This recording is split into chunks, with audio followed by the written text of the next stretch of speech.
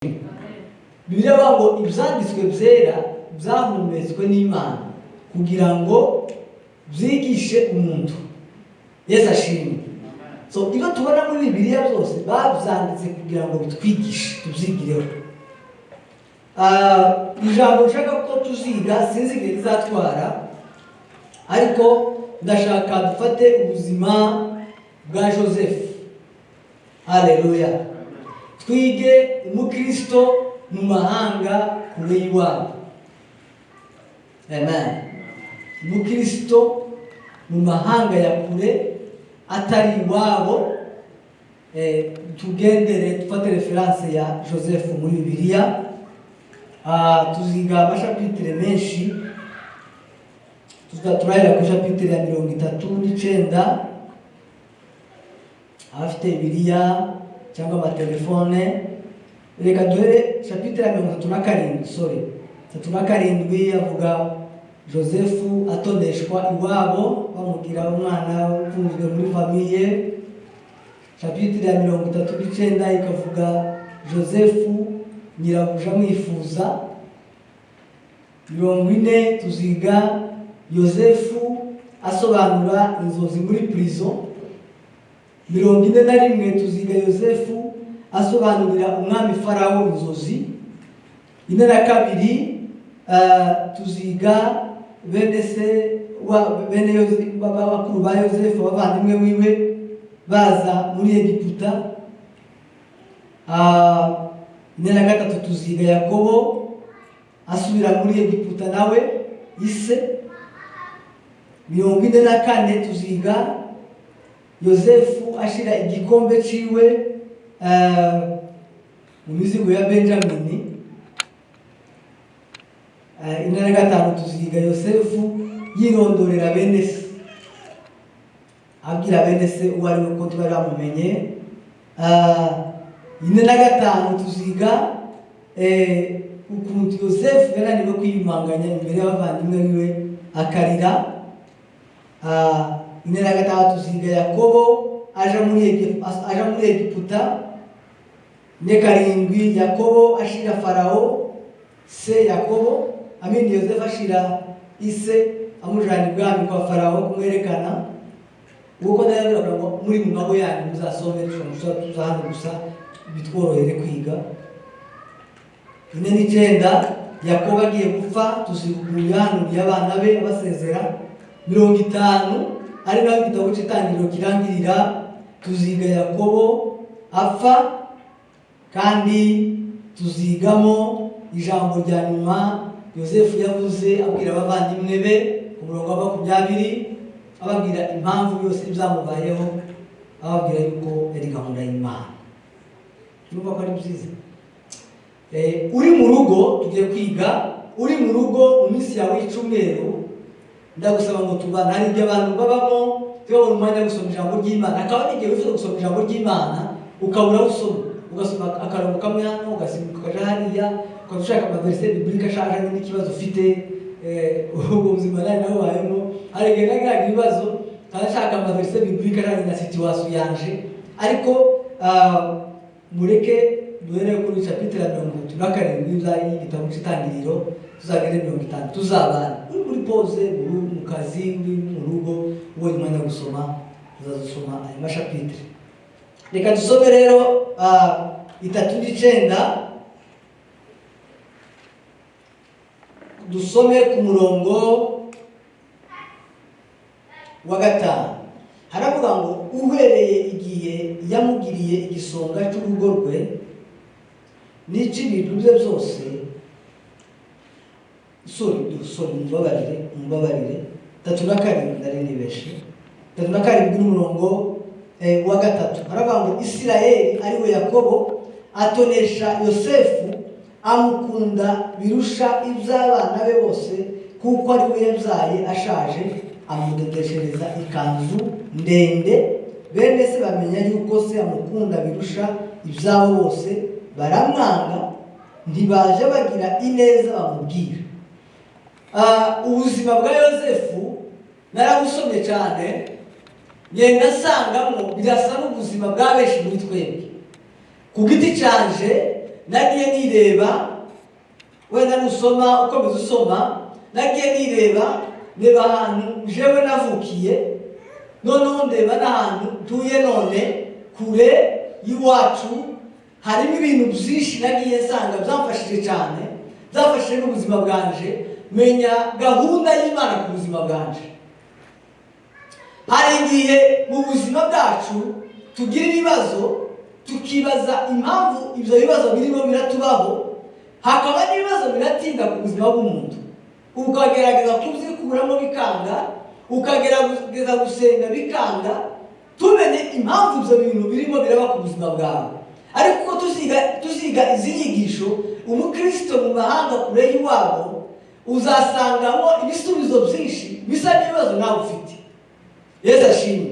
Kuko ibi ngibi barabyanditse kugira ngo nitubisoma tubyigireho. Abandika ibitabo bandika experience z'ubuzima bwabo, bandika ibyo baciyemo, abandika ibitabo bya politike, abandika ibitabo bya business, abandika ibitabo bya filozofi, bagenda bandika ibintu by'ubuzima bagiye bacamo.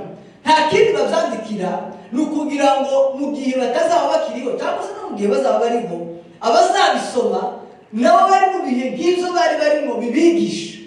Yesu ashimwe. Nicyo cyiza cy'ijambo ry'Imana. Yosefu ari iwabo mu bana benshi, isi yari yarabyaye abana bangahe? Yakobo yari yarabyaye abana 12, abahungu 12 n'umukobwa umwe, ariko udusanga tuvuga cyane 12 kubera imiryango 12 y'abene Yakobo cyangwa se ya Isirayeli. Siko akenshi usanga tuvuga abana ba Yakobo bose 12, ariko twibagirwa uriya mukobwa Dina, yazaye umukobwa umwe witwa Dina. Uyu Yosefu rero yari umuherezi. Amen. Yari umuherezi wabo, ariko kubera kuko ngo isi yamuzaye yashaje, isi akamukunda cyane. Iyo bagiye n'abakuru biwe mu buzima bwo kuragira mu masho y'iwabo, bagakora amakosa cyane, bata Yosefu yazi iwabo akabwira se ibyo bibiriwemo, akabarega. Urabizi n'iwacu na hano uza gufite abana bakaregana cyane. So Yosefu nawe uko batakabwira se bagize gutya.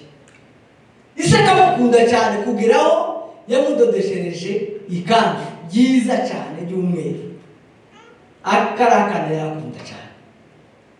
Nuko Yosefu yari ameze neza, umwana w'umuherezi iwabo, kimwe nuko nawe wari iwanyu umeze neza, mufite ibintu, mufite inka, hari umunezero bizana kubona abavandimwe bari hamwe mu rugo. Ariko Yosefu bukeye umunsi umwe ararota, kimwe nawe kimwe nanje. Haleluya. Ararota, muzumva amasomo menshi cyane hano. Arota ngo bagiye guca imiba, noneho imiba yose iragwa, bayihagaritse iragwa, hasigara umuba wiwe gusa. Ko murayumva imiba nk'abantu sinzi ukuntu nabisobanura, ariko niko birivuga. Noneho abisobanuriye abuzutse mu gitondo arabwira se na nyina n'abavandimwe be kwanza ati none naruse nijoro nzi mbagiye hano abantu bigenda gutya na gutya. Bakuru bati ubwo ushatse kuvuga yuko twebwe tuzagupfukamira? Bavuga gutyo gusa. Bukeye iwe yari umwana, ntabwo yari azi ibyo ari byo, ntiyari azi impamvu yarose, ntiyari azi n'izo bamubwiye, ntabwo yabyumvishe. Iwe ntiyanamenya ko barakaye, ntiyanamenya ko bamwanze, kandi n'amakuru yababwiye amakuru abababaje cyane. Si ibyo bintu byiza bibahora, hakaba igihe ubwira abantu k'amaviziyo yawe, ariko ntibabyakire neza. Nawe niko byamugendeye. Noneho arasubira araryama, undi munsi ararota, noneho ise asobanura inzozi atari kuba mwana. Ubwo jewe na mama wawe n'abakuru bawe bose twese tuzakwikubita imbere. Kuva uwo munsi Bibiliya iravuga ngo baramwanga cyane. baramwanga kugera ku kigero Bibiliya ivuga batekereje no kumwica. Ariko ibintu ni biki? Umwana wiroteye bisanzwe, umwana uri iwabo mu rugo, kamubwira buriya Imana igufiteho gahunda. Haleluya. Igomba gucisha ahantu hatoroshe. Ntabwo muri Bibiliya yose nta muntu turabona Imana yigeze ikoresha ari mu mudendezo. Nta muntu Imana yigeze isanga mu bipangu hariho abasekirite, hariho imbwa n'amashanyarazi n'ibiki byose n'ibintu bikomeye, ngo Imana ife kumuzana gusa bimushyira mu bintu byoroshe bimeze neza biteguye. Oya, umuntu wese Imana yagiye itora muri Bibiliya ndetse no mu gihe cyacu nyine, Imana yagiye imunyuza ahantu hatoroshe. Wumve ngabo kurota iwanyu mu rugo byari ibintu bisanzwe, kandi ndetse n'amakuru usanga ukabura ikintu abantu babagira fere n'umuntu, uyu muntu bamangira kiki. Noneho nihuse rero, umunsi umwe ise abwira Yosefu, aramubwira ngo ugende uje kureba bakuru bawe iyo bagiye kuragira ubagemurire. Aragenda azerera, yarabakundiwe cyane. Haleluya. Reka dusome icyo gice nyine 3:7. Yosefu hari ikintu cyagaragaje Yosefu yakundaga bakuru be cyane. Bityo ko wakunda abantu cyane kandi wowe utazi ko bagufiteho gahunda mbi cyangwa bafite gahunda yo kukwica. Ariko uko yari umwana we ntabwo yari abizi, ntiyari azi na gahunda Imana ifite ku buzima bwe. Haleluya. Uyu murongo wa 35, Yosefu yagiye aho bakuru bari baragiriye, arababura aho baragiriye, ahura n'umugabo aramubaza ngo bakuru banje bari ntabwo babonye aho bari. Uwo mugabo amubona azerera mu gasozi, uwo murongo wa 15, aramubaza ati urashaka iki? Aramusubiza ati ndashaka bene data, ndakwinginze ngira aho baragiriye. Uwo mugabo aramusubiza ati baragiye kuko numvise bavuga bati tugiye i Dotani.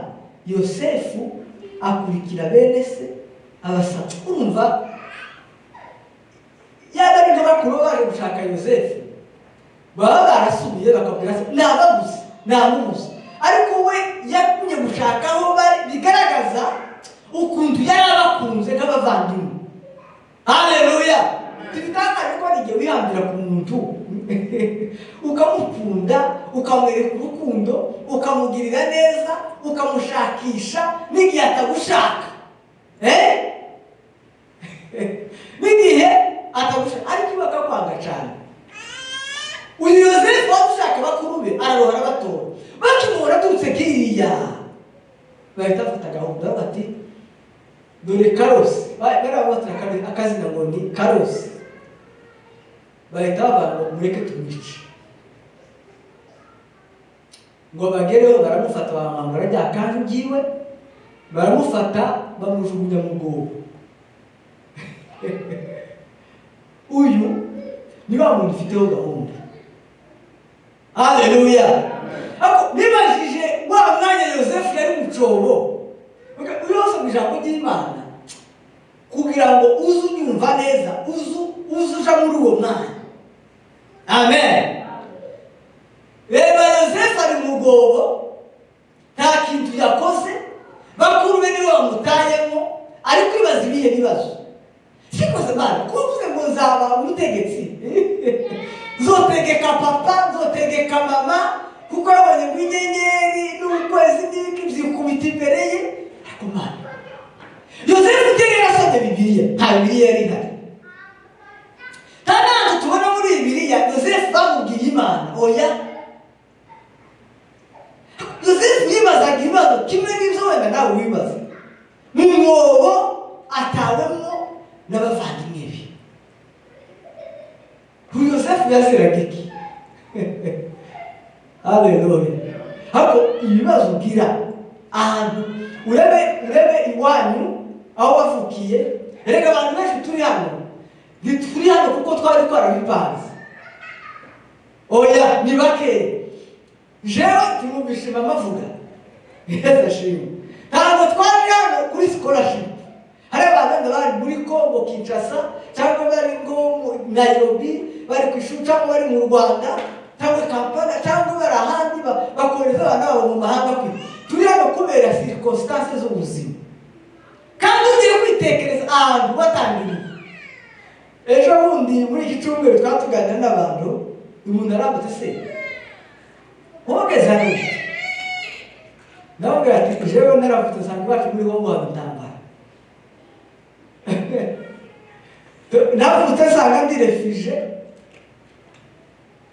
Ndibuka n'igihe twaje mu Rwanda, twageze i Buvira ahantu sinzi niyo twatugeze, imodoka irahagarara, tuja mu gihuru mu myumbati kwihisha. Amen. Ubuzima bwaje bwose kugera none uyu munsi mu gitondo umuntu yabarira ngo are you refugee from Congo? Urumva uko buzima. Hari ubuzima Imana iterekamo umuntu kugira ngo izakora ibintu zayo kandi binini cyane. Hamwe nawe ubuzima bwawe hari igihe ushaka kubura ubuzima bwawe, ubuzima bwaje. Umuntu yabwiye muri iki gitondo ndi refugee paka ryari. Yesu ashimwe. Ariko Imana idufite umugambi. Imana nubwo Yosefu umwana yari mu ngo bayibazaga Imana, ukurijeho Yosefu umwana mutoya w'umuherezi mwana, kuko gufata Yeme tukamuhambira tukamuta mu ngo ngo bamara bafata rya kanzu giye babica inyamaswa bayishiramo amaraso bashira sa bati Yosefu ya dore kacu ya Yosefu isaraba. Umwana wanje inyamaswa yamuriye.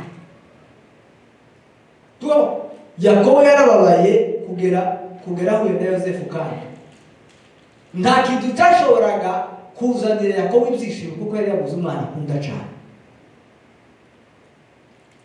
Amen. Noneho ubuzima bwa Yakobo bwa Yosefu ni ibibazo gusa.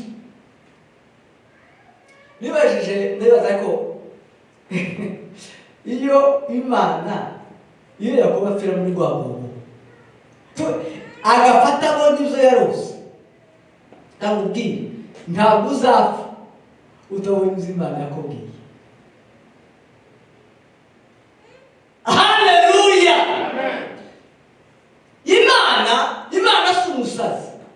Imana iradukunda. Imana nubwo ibyo zose biba, nubwo itubuza muri izo situation ikatubuza ikareka akaga katubaho ibibazo bitandukanye, twese duhuje ibibazo bikatubaho, ntabwo Imana yokureka mu kibazo ngo birangirire aho. Niyo gikundira. Haleluya. Imana ndiyo bikureka mu kaga gutya ngo ufire mu bibazo abantu bya bindi yarose bya bindi yavugaga y'abana yabo arangiriye mu bibazo. Imana si ufite. Haleluya. Yosefu ngo bamaze kumuta mu rugogobo, Benjamin mukuru wabo aravuga ati uko twita umuvandimwe tuvukana muri uwo bantu bokwanga, ariko buriya niyo azabura mu Imana ikorera muri gahunda zayo akagutabara. Mureke basi tumugurisha. Baramugurisha muri Egiputa.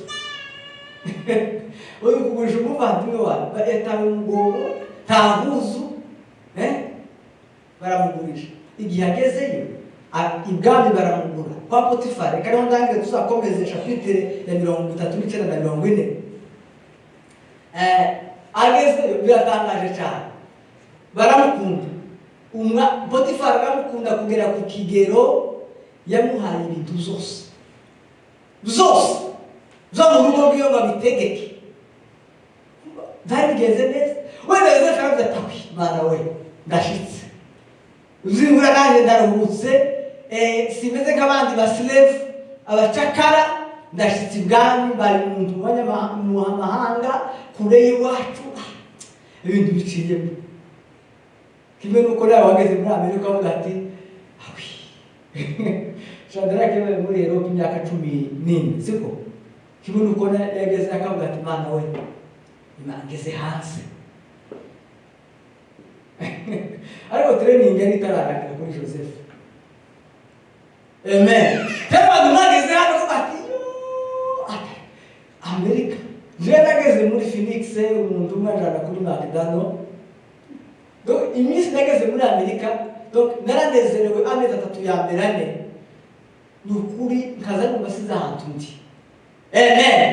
Abantu ko bari muri Kenya barabizi twumvaga Amerika kikindi kintu ngo shika umuntu umajana kuri McDonald arakunze bazanyura kukadirisha drive through nara aravuga ngo aravuga nyine cyongereza namambona basore ibyo mukadirisha kuki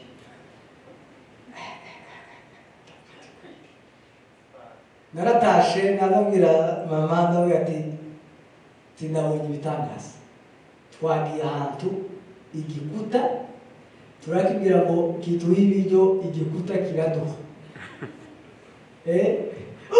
very excited harana uzwe batafidashitse ubwo nta bine nta stress imodoka ntiragonga sindacha ku matara sindabona amatike systeme ntirankubita sindakora akazi yo amezi ane nja mu kazi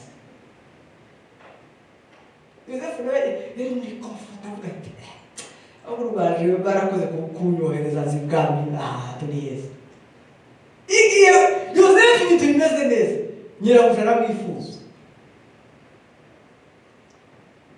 aramwifuza kugera ku kigero yashatse kumufata ku ngufu Joseph aramwikura amusigira umwitero wiwe nyirabuja aravuga ati Joseph kuramfata ku ngufu umva zayoza umuntu ari iyo kure y'iwabo doke iyo napfa ntabwo bamenya ko yapfuye rero ikiyo cyararanye babwiye se ko yapfuye bafashe Joseph bataye muri prison umuhungu wawe n'ibibazo ariko umaze kuba n'ibibazo bigana gute mu buzima bwawe rero mubwire izo bibazo bisimbura ntabwo ari gusa haleluya ntabwo ari gusa ntabwo ari ibintu gusa biza gusa mu bikuritureho bigenda oya bifite impamvu y'Imana. Haleluya. Ariko urashobora kwibaza tuzahagera urashobora kwibaza tuzakwiza cya 40 n'icenda na 50 urashobora kwibaza uburyo abayimigra bari kuzana ubuzutse muri Amerika abantu b'impunzi abantu bari depresse abantu badafite iwabo twebwe iwacu muri Kongo bazatwikana ngo si iwacu Imana ni igitangaza haleluya rero mubwire muri izo bibazo byose wawucamo haleluya tuzahagera komera Yesu ashimwe komera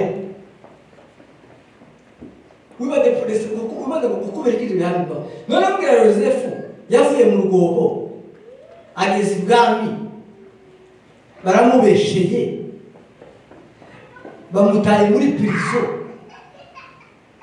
ariko gitangaje haleluya ibyo byatangaje kuri Joseph nta hantu namwe Joseph yigeze ati Imana haleluya nta hantu namwe Joseph yigeze yivovotera Imana avuga ngo ariko Mana wayi kubera iki wambaye kubera iki nikije oya haleluya no muri prison biratangaje no muri prison yagezeyo asobanura histoire murayizi asobanura inzozi muri prison yaravuze ngo jewe sinshobora gusobanura ngo ariko Imana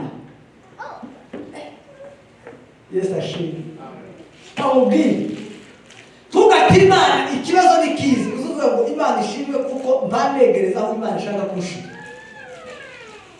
Haleluya.